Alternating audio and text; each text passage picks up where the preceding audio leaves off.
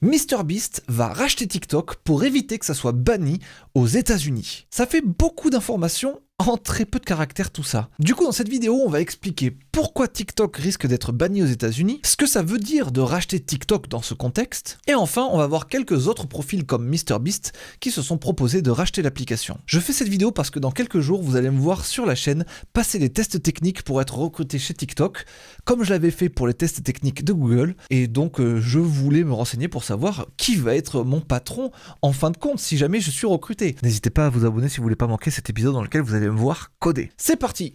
Alors vous allez voir que cette histoire, elle ne date pas d'hier, car déjà en 2020, le 3 août 2020, Trump, qui en était à son premier mandat, commençait à dire que ça le faisait un petit peu chier qu'il y ait cette application chinoise sur le territoire américain qui prenait beaucoup de données comme ça du peuple américain et qui les stockait chez eux dans leur serveur chinois. Ça posait un problème de sécurité nationale et d'espionnage, selon eux. Donc déjà en 2020, Trump proposait cette idée. TikTok ne se laisse pas abattre et dit non, vous n'allez pas nous interdire, on va faire appel à la Cour suprême et vous allez voir que ce que vous voulez faire là, c'est interdit. C'est interdit de nous bannir.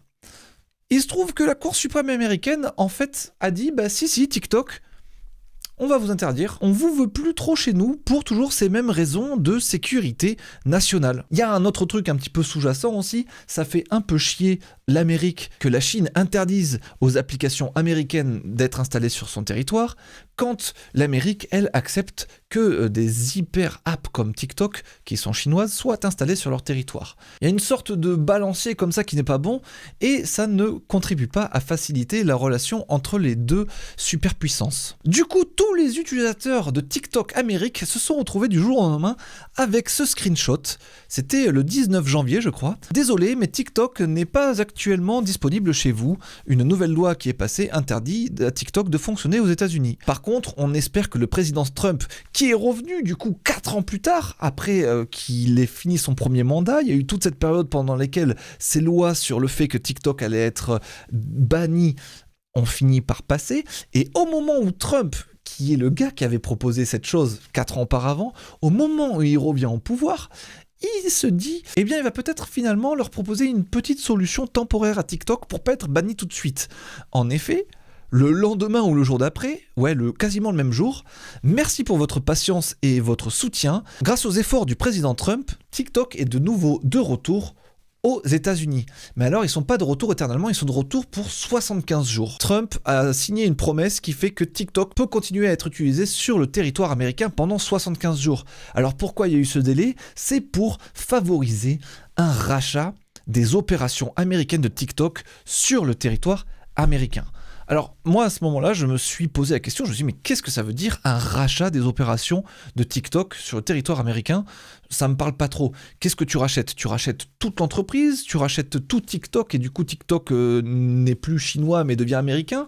Ou tu rachètes que la branche américaine? Mais dans ce rachat du coup qu'est-ce qu'il y a? Il y a les data de tes utilisateurs américains, ok, il y a peut-être les data centers, mais tu as aussi le code source et les algorithmes incroyables de TikTok? Je sais pas trop. Donc j'ai demandé à ChatGPT ce qu'il en était. ChatGPT me dit que oui, il y a probablement 2 scénarios. Le premier, c'est l'acquisition complète des opérations, donc là c'est les données des utilisateurs, le code source avec l'algorithme abusé de TikTok, ça je pense pas qu'ils vont le lâcher comme ça, mais bref. L'infrastructure des États-Unis, les opérations de gestion locale, cela inclut les employés travaillant sur les relations publiques, le marketing et les partenariats.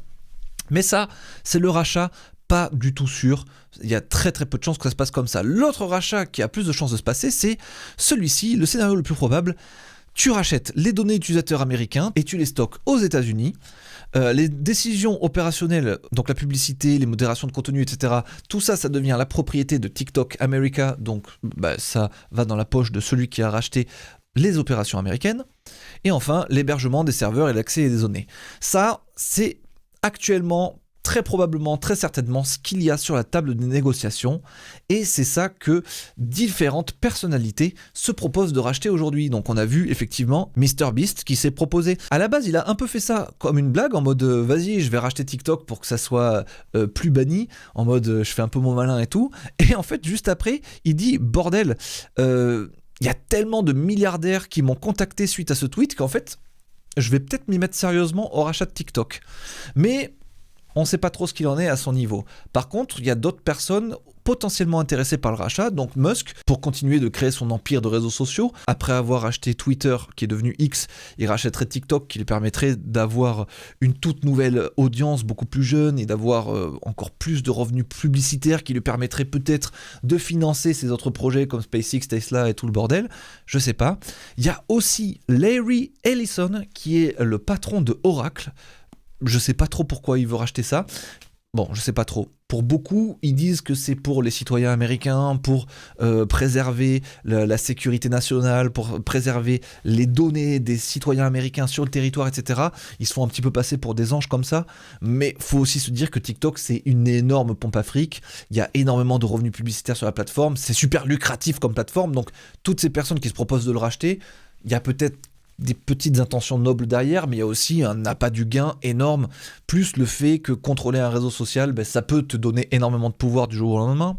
Bref. On a aussi le billionnaire McCord qui veut racheter le truc, je sais pas vraiment qui c'est celui-là, et il serait prêt de le racheter avec Kevin O'Leary. Voilà, ça je sais pas, c'est des milliardaires américains, je sais pas vraiment qui c'est, mais ce sont en tout cas les quelques candidats potentiels au rachat de TikTok. Donc là, si je résume bien la situation, il y a 75 jours qui ont été rallongés par Trump pour arriver à des négociations pour le rachat de TikTok aux États-Unis. Et si au terme de ces 75 jours, il n'y a pas un de ces milliardaires-là qui a racheté le bazar, TikTok, là, sera pour le coup définitivement banni du territoire américain. Voilà un petit peu pour ce qu'il en est de tout ce bazar sur TikTok. Et moi, j'ai récemment passé les tests techniques de TikTok. C'était compliqué. Et vous verrez ça sur ma chaîne très très prochainement. C'était Benjamin Code. Ciao!